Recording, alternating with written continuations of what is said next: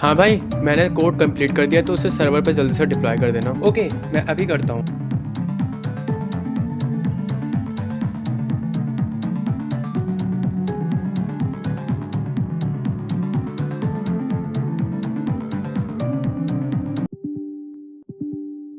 भाई तूने कोड में कुछ तो गलत लिखा है, सर्वर पे चल नहीं रहा है। मैंने तो सब कुछ सही लिखा हुआ है। देख, तुझसे ही कुछ गलती होगी।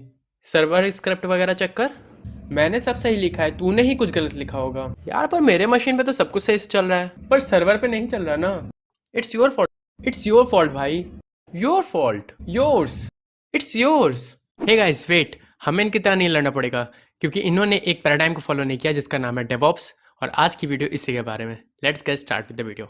सो डेवऑप्स होता क्या है? डेवऑप्स ना ही कोई टूल है, ना ही कोई सॉफ्टवेयर है। ये एक कल्चर है, एक माइंडसेट है जिसे एक सेट ऑफ प्रैक्टिसेस फॉलो करता है डेवलपर एंड ऑपरेशन टीम्स, जिससे कि हमारा जो भी सॉफ्टवेयर है वो बहुत फास्ट और रिलायबली प्रोड्यूस हो सके। बट ये दोनों डेवलपमेंट एंड ऑपरेशनल टीम है कौन? सो डेवलपर टीम जो होती है वो पूरे कोड को लिखने का काम कंप्लीट करती है, एंड जो ऑपरेशनल टीम होती है उस कोड को सर्वर पे डिप्लॉय करने का काम करती है।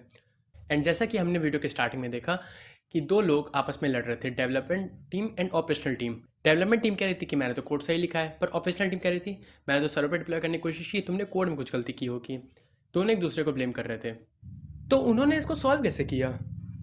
Nice question. तो उन्होंने इसको ऐसे सॉल्व किया, उन्होंने एक कोलैबोरेशन किया। मतलब कि कोई भी एक दूसरे की बात ऐसा नहीं कि अपने अपने में काम कर रहा है, सब एक दूसरे की बात समझ रहे हैं, सुन रहे हैं, एक टीम पे पहले प्लान कर रहे हैं चीज़ों को। उन्होंने ऑटोमेशन की तरफ अपना कदम बढ़ाया, चीज़ें ऑटोमेट होने लगी, लाइक CI/CD पाइपलाइन लिखने लगे, इंफ्रास्ट्रक्चर एज अ कोड लिखने लगे। मतलब कि सर्वर पे जो चीज़ें हमारी सेटअप होनी है, सर्वर का क्या कॉन्फ़िगरेशन रहेगा, उन सब चीज़ों के लिए स्क्रिप्ट लिखना शुरू कर दिया गया। एंड मॉनिटरिंग एंड फीडबैक का भी सिस्टम बनाया गया कि अगर कोई भी एरर आया या फिर कोई भी सिस्टम हमारा क्रैश हुआ तो वहाँ पर पता चलेगा किस वजह से हो, जिससे कि यहाँ पर कोई भी ब्लेम का सिचुएशन नहीं रहेगा कि डेवलपर ब्लेम कर रहा है ऑपरेशनल टीम पे एंड ऑपरेशनल टीम कर रही है डेवलपर टीम पे। यहाँ पर सारे पैकेजेस, सारी चीज़ें हमारी एक सिंगल फाइल में लिखी रहेंगी, जिसको डेवलपर एंड ऑपरेशनल टीम दोनों ही देख सकती है, जिससे कि सर्वर पे जो भी कॉन्फ़िगरेशंस बनाए जाएं वो सारी चीज़ें इस पैकेजेस के अकॉर्डिंग बनाए जाएं, जिससे कि कोई भी आगे चल के प्रॉब्लम ना आए। और ये पूरा ही जितना भी ये सारी चीज़ें हैं ये आती हैं अंडर डेवऑप्स लाइफ साइकिल, जिसमें कि कोड हमारा टेस्ट होता है, पहले कोड लिखा जाता है, फिर टेस्ट होता है, डिप्लॉय होता है, और ये पूरी लाइफ साइकिल हमारी चलती रहती है, और इसी को हम कहते हैं डेवऑप्स लाइफ साइकिल। और इस डेवऑप्स लाइफ साइकिल के अंदर हमारे कई सारी स्टेजेस आते हैं। Stage 1 planning. इसमें हम अपने जितने भी गोल्स रहते हैं, रिक्वायरमेंट्स रहते हैं, उसको एक सॉफ्टवेयर के अंदर लिखते हैं, जो कि बहुत सारे तरह के सॉफ्टवेयर टूल्स हो सकते हैं, लाइक जीरा, जिसके अंदर हम अपने सारे प्लानिंग लिखते हैं कि कौन से टास्क हो चुके हैं, कौन से टास्क परफॉर्म करने बाकी हैं। वो सारी चीज़ें यहाँ पर हम अपने इंसर्ट करते हैं, जिससे कि हमारे कोई भी टास्क जो रहें वो हमें पता रहे, जिससे कि सारी चीज़ें एक स्ट्रक्चर्ड फॉर्म में हमारे सामने रहेगी कि कितने एक्शन परफॉर्म हो चुके हैं और कितने हमें और करने हैं आगे टास्क। स्टेज 2 कोड करना। अब हमारी सारी प्लानिंग हो चुकी है, अब हम उस पर काम करना शुरू करेंगे। जो हमारी डेवलपर टीम रहेगी उस पर काम करेगी, पूरे कोड को अपना कंप्लीट करेगी, वहाँ कोड अपने पूरे पुश करेगी गिटहब या कोई भी जो क्लाउड प्लेटफॉर्म है जहाँ पर वो अपना रखना चाहे, लाइक गिट बकेट। एंड उस कोड को फिर आगे पुश किया जाएगा to the operational team. So the next stage is build. Build इसलिए होता है क्योंकि हमें अपने कोड को अगर सर्वर पे चलाना है तो सबसे पहले गिटहब से पुल करना पड़ेगा, फिर उसके बाद सर्वर पे लाने के बाद उसको बिल्ड करना पड़ेगा। बिल्ड मतलब कि जैसे अगर हम रिएक्ट की फ़ाइल लिखते हैं तो उसमें हम .jsx फाइल लिखते हैं, पर जो हमारा ब्राउज़र रहता है या कोई भी सर्वर रहता है उसमें हम अपने कोड को इस तरह से नहीं रन कर सकते, क्योंकि उसे एक प्लेन जावास्क्रिप्ट ही समझ में आती है। तो हमें सबसे पहले अपने कोड को उस फॉर्म में चेंज करना पड़ेगा, JSX से उसे JS के फॉर्म में लाना पड़ेगा। लिखते भले हम लोग रिएक्ट के फॉर्म में हैं, लेकिन वो रन होगा सिर्फ JS के फॉर्म में ब्राउज़र पे।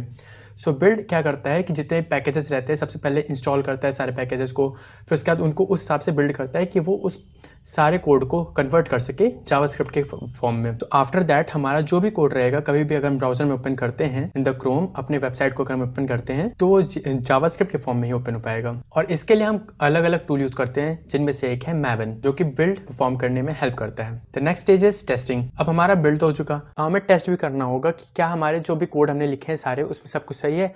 लाइक लिंटिंग टेस्ट होता है, अलग अलग तरह के इसमें टेस्ट होते हैं। लाइक हमने स्पेस फॉर्मेटिंग सारी सही रखी है कि नहीं, हमारा कोई पैकेज ऐसा तो नहीं जो कि डिप्रेक्टेड हो गया है, या फिर हमें कोई फ्रंट एंड टेस्टिंग करनी हो तो उसके लिए सिलीनियम टेस्ट होता है, और भी अलग अलग तरह के like unit test, integration test, ये सारे टेस्टिंग परफॉर्म होते हैं। जिसमें कि हम या तो अलग अलग छोटे छोटे फंक्शंस को टेस्ट कर रहे होते हैं, नहीं तो पूरे कोड को एक साथ अपने जो भी हमें रिक्वायरमेंट रहती है, लाइक अगर लॉगिन हमें फॉर्म बनाना है या फिर हमें जो भी अलग अलग टेस्टिंग करनी रहती है अलग अलग पेजेस की, लाइक अगर हमें चेक करना है कि हमारा लॉगिन फॉर्म कंप्लीटली अच्छे से चल रहा है कि नहीं, तो उसके लिए एक अलग टेस्ट लिखना होगा।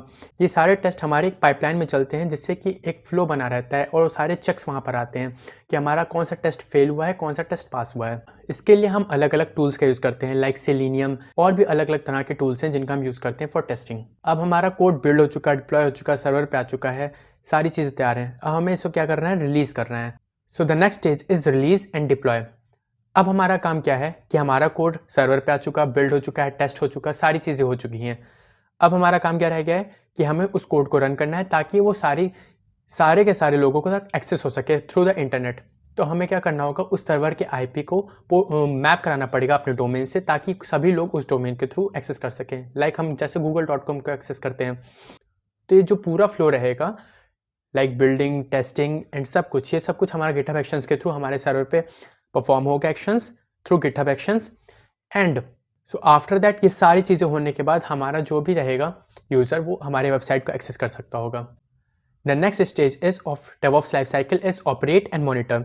कभी भी कोई भी प्रॉब्लम आई हमारे वेबसाइट में, या कुछ भी हमें लॉग्स देखना है कि कितने हमारे ट्रैफिक हैं, या कितना हमारे नंबर ऑफ यूज़र हैं इस समय वेबसाइट पे, कितने लोग एक्टिव यूज़र हैं, कितना रिटेंशन हमारे यूज़र रेट का, कुछ भी इस तरह की चीज़ें देखनी हो, तो इन सब चीज़ों के लिए हमारा एक मॉनिटर सेट करते हैं हम अपनी वेबसाइट के लिए, जिसके लिए अलग अलग टूल यूज़ करते हैं, लाइक प्रोमीथियस, ग्राफाना।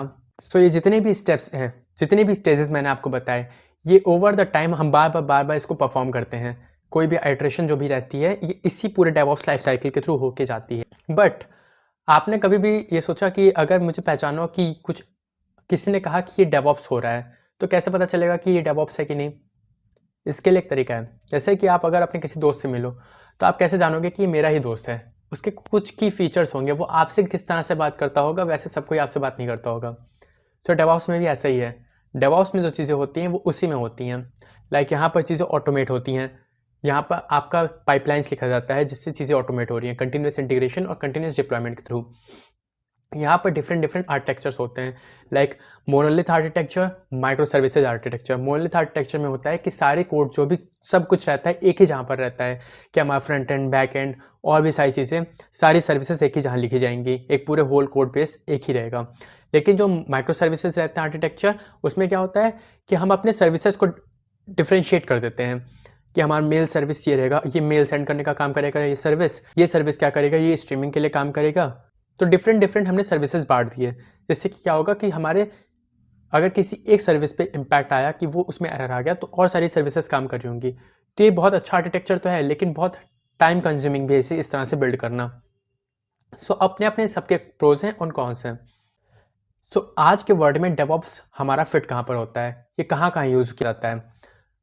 कहा जाए तो ये हर जगह यूज़ किया जाता है, इसलिए क्योंकि कोई भी ऐसी चीज़ नहीं है, कोई भी ऐसी टेक्नोलॉजी आज के समय में नहीं है जिसके लिए हमें ऑटोमेशन की ज़रूरत ना पड़े। हर चीज़ हम चाहते हैं कि बहुत फास्टली एंड रिलायबली हमारा डिप्लॉय हो सके, चाहे गेमिंग फील्ड में हो, चाहे मशीन लर्निंग AI फील्ड में, कोई भी आपको SaaS एप्लीकेशन बनाना हो, या आपको कोई भी क्लाउड सर्विसेज यूज़ करनी हो, तो हर जहाँ पर आपको ऑटोमेशन, कोलैबोरेशन, ये CI/CD पाइपलाइंस, हर चीज़ें आपको लिखनी ही पड़ेंगी। Testing, deployment, building process, everything you need to work upon that with the help of DevOps, because ये एक ऐसा पैराडाइम है जिसका यूज़ करना आज के समय में कंपल्सेशन हो चुका है, क्योंकि ऑटोमेशन ये एक ऐसी चीज़ है जिससे कि सारी चीज़ें बहुत फास्ट हो सकती हैं। एंड वन मोर थिंग, आपने कई बार सुना होगा कि एजाइल फ्रेमवर्क या SDLC फ्रेमवर्क, ये क्या होते हैं, डेवऑप्स से अलग कैसे होते हैं? सो इसको एक शॉर्ट एंड सिंपल तरह से समझते हैं। जो SDLC फ्रेमवर्क होता है वो क्या होता है, सॉफ्टवेयर डेवलपमेंट लाइफ साइकिल। इसमें क्या होता है कि हम अपने एक पूरे फ्लो में काम करते हैं, कि हमें एक बार में ही पूरे प्रोडक्ट को हमें एंड तक पहुंचाना है। जिसका मतलब क्या, कि हमें एक बार में ही प्लानिंग करनी है, डिज़ाइनिंग करनी है, बिल्ड करना है, टेस्ट करना है, लॉन्च करना है, और इसको फिर हम आगे चल के आइट्रेट करते रहेंगे जो भी चेंजेस करने हो। मतलब कि अगर हमें एक जियो हॉटस्टार ऐप जैसी कुछ चीज़ बनानी है, तो उसको एक बार में उसका फ्रंट एंड तैयार करेंगे, बैक एंड तैयार करेंगे, उसके अंदर जो भी टेस्टिंग करनी रहेगी, कुछ भी बिल्ड करना रहेगा, डिप्लॉय करना रहेगा, सब कुछ एक बार में कर दिया, फिर उसके बाद उसको एंड यूज़र तक पहुंचा दिया। अब उसके बाद जो भी उसके बेसिस पे फीडबैक आया उसको हमने ठीक किया। तो एक बहुत टाइम कंज्यूमिंग चीज़ है कि हमने एक बार में ही पूरे प्रोडक्ट को निकालने की कोशिश की, उसके अंदर में सब कुछ रखना पड़ेगा, वो स्ट्रीमिंग प्लेटफॉर्म या डाउनलोड ऑफलाइन फीचर्स जो कुछ भी हैं, हमें सब एक बार में ही लिखना पड़ेगा, एक बार में कंप्लीट करना पड़ेगा। तो ये बहुत ज़्यादा टाइम कंज्यूमिंग है, और ये सब होने के बाद फिर उसके बाद एंड यूज़र को कैसा अच्छा लगे या बुरा लगे, तो उसके फीडबैक भी बहुत ज़्यादा, उसको इंटीग्रेट करने में बहुत प्रॉब्लम रहेगी, क्योंकि हमने पूरा चीज़ एक बार में ही कंप्लीट किया है, कोई इसको पार्ट वाइज में तो किया नहीं है। सो इसी को देखते हुए कंपनीज़ ने, जैसे अगर हम जियो हॉटस्टार का एग्जांपल लें, तो कंपनीज़ ने इसको नोटिस किया कि बहुत ज़्यादा लेंदी प्रोसेस है, तो इसको एक शॉर्ट फॉर्म में उन्हें बनाने के लिए एजाइल फ्रेमवर्क निकाला। एजाइल फ्रेमवर्क में क्या होता है कि हमने एक फीचर को पहले डेवलप किया, फिर उसके बाद उसको हमने एंड यूज़र तक पहुंचाया, फिर उसके बेसिस पे जो कुछ भी रिस्पॉन्स आया उसको हमने उसमें और चीज़ें इंप्रूव की, फिर उसके बाद फिर उसको पहुंचाया, फिर उसको और इम्प्रूव की। तो इससे क्या हुआ कि हमारा जो बहुत लंबा गैप था कि सारी चीज़ें हमने एक बार में ही बनाई, लाइक वॉचिंग फीचर, ऑफलाइन उसको डाउनलोड करने का फीचर या रिकमेंडेशन सिस्टम। तो ये सारी चीज़ें अगर हम एक साथ बनाने जाते हैं तो बहुत टाइम लगता। तो हमने धीरे धीरे उसको एंड यूज़र तक पहुँचाया। पहले हमने निकाला कि यूज़र आ सकता है हमारे वेबसाइट पर, हमारी वीडियोज़ देख सकता है। देन उसके बाद हमने फीचर निकाला कि अब वो उसे डाउनलोड भी कर सकता है, एंड फिर उसके बाद उसके लिए रिकमेंडेशन सिस्टम भी डाला। तो ये पूरा एक बार में हमने प्रोसेस नहीं निकाल दिया कि एक बार में हमने सारी चीज़ें उसमें इंटीग्रेट कर दी अपने सॉफ्टवेयर में। तो इससे यूज़र को भी मिलने में सॉफ्टवेयर बहुत टाइम लग जाएगा, कुछ भी फीडबैक रहा तो इसे इंटीग्रेट करने में बहुत टाइम लग जाएगा। तो एजाइल फ्रेमवर्क हमारा क्या करता है, इसी चीज़ को सॉल्व करता है कि वो पार्ट वाइज चंक में हमारे फीचर्स पहले निकलते हैं, फिर उसके बेसिस पे वहाँ पर चीज़ें और इम्प्रूव होती हैं। एंड वन मोर थिंग, मैं आपको एक स्टोरी सुनाना चाहता हूँ जो कि आप रिलेट कर पाओगे डेवॉप्स से। बहुत पहले नेटफ्लिक्स का, बिफोर 2008 जब डेवॉप्स नहीं था, तो नेटफ्लिक्स ने पहले अपने खुद के डेटा सेंटर पे, उनका खुद का डेटा सेंटर था, तब कोई AWS जैसी चीज़ पे वो डिप्लॉय नहीं करते थे अपने कोड को, उनके खुद के डेटा सेंटर पे वो अपने कोड को डिप्लॉय करते थे, एंड फिर उसके बाद तब यूज़र वहाँ से एक्सेस कर पाता था। लेकिन जब यूज़र ज़्यादा हो जाते तो उनके सर्वर फ्रिक्वेंटली क्रैश होने लगे, एंड जो भी डिप्लॉयमेंट थे वो सारे मैनुअल होते थे। तो उन पे कभी भी अगर कोई बग आता तो उसको मैनुअली जाके वहाँ पर ठीक करना पड़ता, कोई भी चीज़ें ऑटोमेट नहीं थी, तो उनमें बहुत ज़्यादा समय जाता, जिसकी वजह से वहाँ पर आउटेज टाइम और बढ़ जाता। एंड जो भी डेवलपमेंट और ऑपरेशनल टीम थी तब वो इंडिपेंडेंटली काम करती थी, ऐसा नहीं कि दोनों एक दूसरे से कम्युनिकेट कर रहे हो। डेवलपमेंट ने अपना कोड पूरा कंप्लीट करके ऑपरेशनल टीम को दे दिया, और ऑपरेशनल टीम उस पर वर्क कर रही है उसको डिप्लॉय करने के लिए सर्वर पे। वहाँ कम्युनिकेशन गैप था पहले। एंड जब 2008 अगस्त में एक डेटाबेस करप्शन हैपन हुआ नेटफ्लिक्स पे, तो 3 दिन के लिए नेटफ्लिक्स का जो भी स्ट्रीमिंग था वो सब कुछ रुक गया। तब 3 दिन तक के लिए नेटफ्लिक्स पे कोई भी यूज़र वीडियोस को एक्सेस नहीं कर पा रहा था। मिलियंस ऑफ यूज़र उसके उस वजह से इम्पैक्ट हुए, एंड नेटफ्लिक्स का बहुत ज़्यादा लॉस हो गया। और अगर ऐसा कुछ होता है तो उससे ट्रस्ट और बहुत ज़्यादा रेपुटेशन पे इम्पैक्ट पड़ता है कंपनी के, और उस समय ऐसा ही कुछ नेटफ्लिक्स के साथ हुआ। And after this all situation जब हो चुकी, तो उसके बाद नेटफ्लिक्स समझ गया कि ये चीज़ें ऐसे नहीं काम कर पाएंगी। हमें अपने डेटा जितने भी कंप्यूट हमें अपने चाहिए अपने कोड को रन करने के लिए, हमें एक सर्वर सेटअप करना पड़ेगा जो कि हम रेंट कर सकते हैं लाइक AWS से, और फिर अपने कोड को वहाँ पर रन करेंगे। जितना भी तामझाम रहेगा वो सारा AWS संभालेगा। अमेजोन के जितनी भी सर्विसेज रहती हैं वो सारे संभालेंगे कि किस तरह से उनको सर्वर को हमेशा कीप रनिंग अप रखना है। एंड जब नेटफ्लिक्स इन सारी चीज़ों से समझ चुका था, तो फिर उसने सारी चीज़ें ऑटोमेट करना शुरू की, बिल्डिंग, टेस्टिंग, हर चीज़ें उन्होंने ऑटोमेट कर दी, जिससे कि कभी भी उनके वेबसाइट्स या ऐप पे ट्रैफिक बढ़ता तो वो सारी चीज़ें ऑटोमेटिकली इस तरह से डिज़ाइन की गई थी कि उस चीज़ को हैंडल कर सकें। एंड उन्होंने अपने सारी जितनी भी सर्विसेज थी, लाइक स्ट्रीमिंग के अलग सर्विस, डाउनलोड के अलग सर्विस, उन सभी को पार्ट वाइज में रख दिया, मतलब कि अलग अलग उनकी सर्विसेज बनाई। उन्होंने मोनोलिथ आर्किटेक्चर को छोड़ के माइक्रो सर्विसेज आर्किटेक्चर को फॉलो करना शुरू कर दिया। एंड जब नेटफ्लिक्स ने अपने पूरे वर्क फ्लो में इस चीज़ को इंसर्ट किया कि उन्हें ये सारी डेवॉप्स की चीज़ें फॉलो करनी है, तो वर्ल्ड की एक अच्छी कंपनी बन गई, जिसको देख के कोई भी अगर चाहे तो एक लाइक आइडियल उनको फॉलो कर सकता है कि यार इस तरह से ही करना चाहिए, ऐसे से इस सिचुएशंस को हैंडल करना चाहिए। नेटफ्लिक्स एक आइडियल बन चुका था डेवॉप्स को किस तरह से फॉलो करते हैं सभी के लिए। It is become like the role model. So I hope आपको वीडियो अच्छी लगी हो। अगर अच्छी लगी हो प्लीज़ इस वीडियो को लाइक करना, क्योंकि